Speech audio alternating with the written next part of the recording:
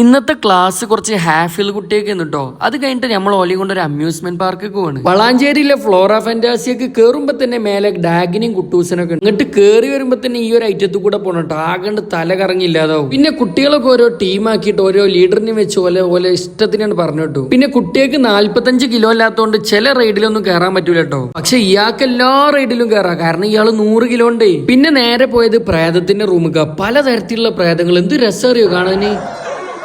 പിന്നെ ഞങ്ങൾ അവിടെ ഉള്ള ഏറ്റവും വലിയ പ്രേതത്തിന്റെ ഒപ്പം സെൽഫി ഒക്കെ എടുത്ത് അടിച്ചു പൊളിച്ചിട്ടാണ് ഇറങ്ങി പോകുന്നത്. പിന്നെ കാർ ഗെയിം ഉണ്ടായിരുന്നു, പിന്നെ ഈ ടവർ ഉണ്ടായിരുന്നു. ഇത് കുറച്ച് പേടിക്ക് തന്നെ വേണം കേട്ടോ. ഇതിന്റെ മേലേക്ക് നമ്മളെ കൊണ്ടുപോയിട്ട് ഒറ്റ ഇടല.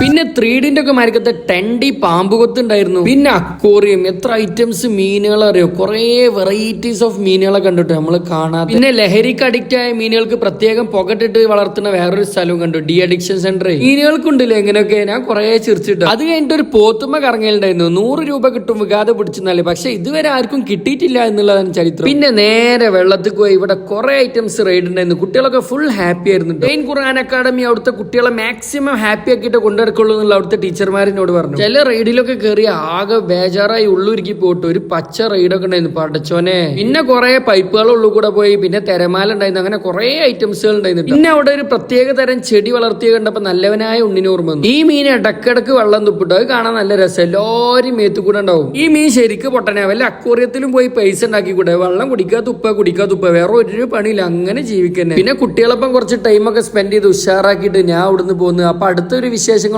കാണാം. അതുവരേക്കും അസ്സലാമ.